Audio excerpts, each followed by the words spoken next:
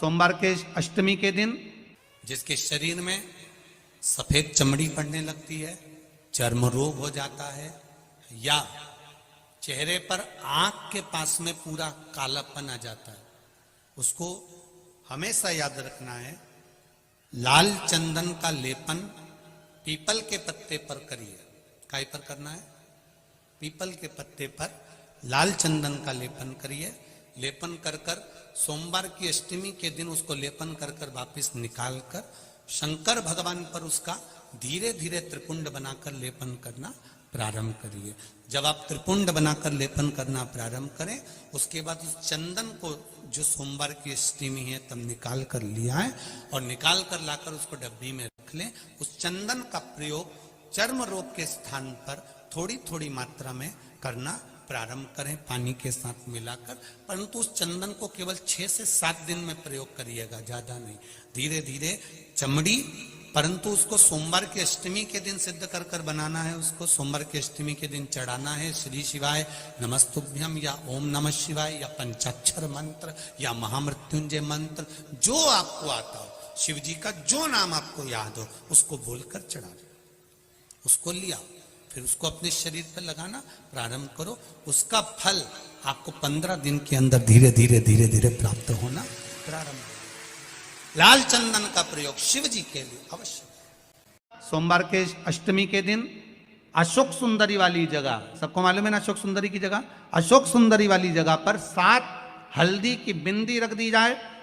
लड़का लड़की जिसका विवाह नहीं हुआ उसका हाथ रख दिया जाए और वही हाथ के छापे पीपल के वृक्ष पर 5 लगा दिए जाएं। महाराज 3 महीने में उसका विवाह पक्का हो जाता है। सोमवार की अष्टमी का इतना भाव है महाराज, सहज नहीं है सोमवार की अष्टमी।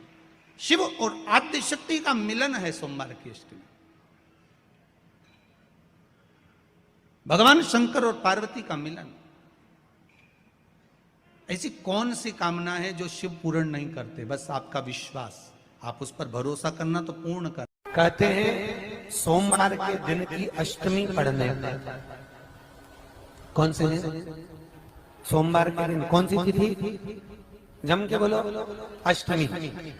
सोमवार के दिन अष्टमी तिथि पड़े और उस दिन अगर 5 बेलपत्र भगवान शिव को समर्पित कर दी जाए तो व्यक्ति जो सोचकर, जिस कामना से, जिस मनवांछित फल के लिए बेलपत्र चढ़ाता है, उसकी वो कामना मात्र 3 महीने में पूरी हो जाती है। मात्र 3 महीने। एक बात बहुत सुंदर है, ध्यान रखिएगा थोड़ा सा। कभी अगर मौका लगे, सोमवार की अष्टमी पड़ जाए, क्या पड़ जाए? सोमवार की, जम के बोलो जरा, अष्टमी। या तो सोमवार की अष्टमी पड़ जाए, या हर महीने शिवरात्रि आती है, हर महीने आती है, या तो सोमवार की अष्टमी पड़ जाए या फिर सोमवार की शिवरात्रि पड़ जाए, हर महीने आती है। प्रयास करना कहीं से देसी गाय का दूध मिल जाए, थोड़ा सा दूध देसी गाय का मिल जाए, थोड़ा सा दूध देसी गाय का, थोड़ा सा दूध अगर प्राप्त हो जाए,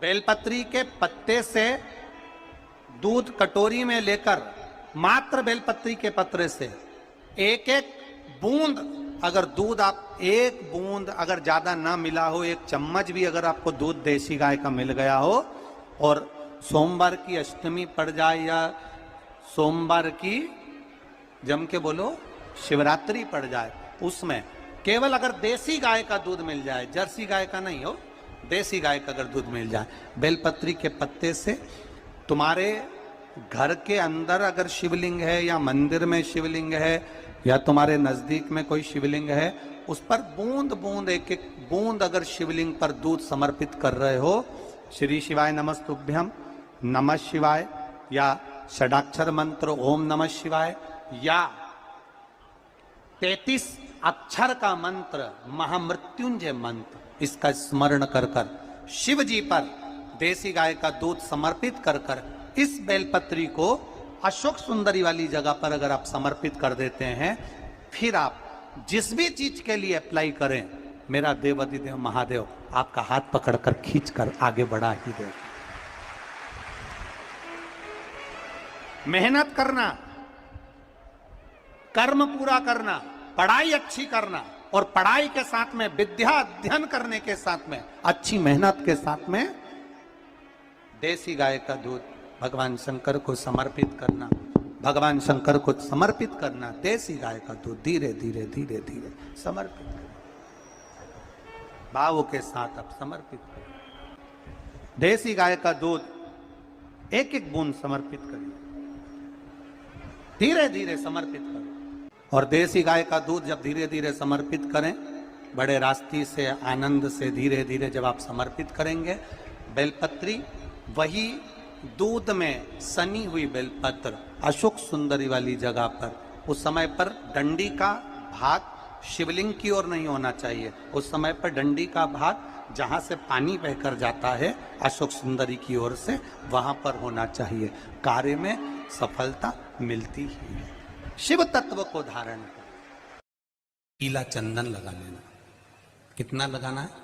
बीच वाला जो पत्ता है उस पर पीला चंदन। जब आपको लगे कि मेरा जीवन बहुत कष्टमय है, अब ये रोग, अब ये कष्ट दूर ही नहीं हो रहा, अब ये आए दिन तकलीफ पर तकलीफ बढ़ती जा रही है, आए दिन रोग बीमारी, पैसा घर में बच नहीं रहा, बहुत कष्टमय जीवन है, इसमें लगाओ पीला चंदन बेलपत्री की बीज पत्ती पर।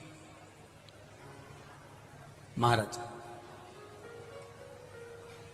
और बीज पत्ती पर जब चंदन लग जाए, लगने के बाद में ये दोनों पत्ती पर लाल चंदन लगा लीजिए। इन दोनों पत्ती के बीच में जो डंडी का भाग होता है, आपको कहा था, आपको स्मरण में होगा शायद, हमने जब बेलपत्री की महत्वता बताई थी तो उस बेलपत्री की महत्वता में कहा था ब्रह्मा विष्णु महेश ये तीन हैं, बोला था।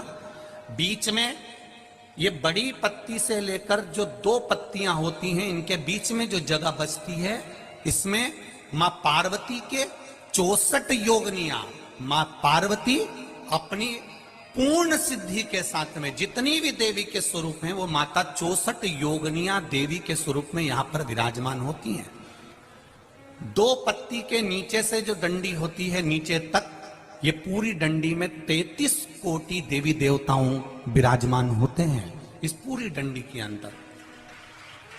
तो ये बीच वाली पत्ती है, ये जो बीच वाली पत्ती का जो भाग होता है, इस पत्ती के भाग में शहद का प्रयोग कर कर, यहां पीला चंदन, लाल चंदन, लाल चंदन, शहद का प्रयोग कर कर, इसी तरह से पकड़कर ये बेलपत्री की जो डंडी है वो अशोक सुंदरी पर जब आप समर्पित करें, तो जहां से जल बहता है उस ओर पर इस पत्ती को चढ़ाकर केवल आपके हृदय की बात कहकर देवाधिदेव महादेव से कोई भी शिव जी का मंत्र, पंचाक्षर नमः शिवाय, षडाक्षर ओम नमः शिवाय, श्री शिवाय नमस्तुभ्यम, या महामृत्युंजय मंत्र, जो शिव का मंत्र हो आपके पास में, उसको बोलते हुए देवाधिदेव महादेव को धीरे धीरे जल की धार चढ़ाना प्रारंभ करो।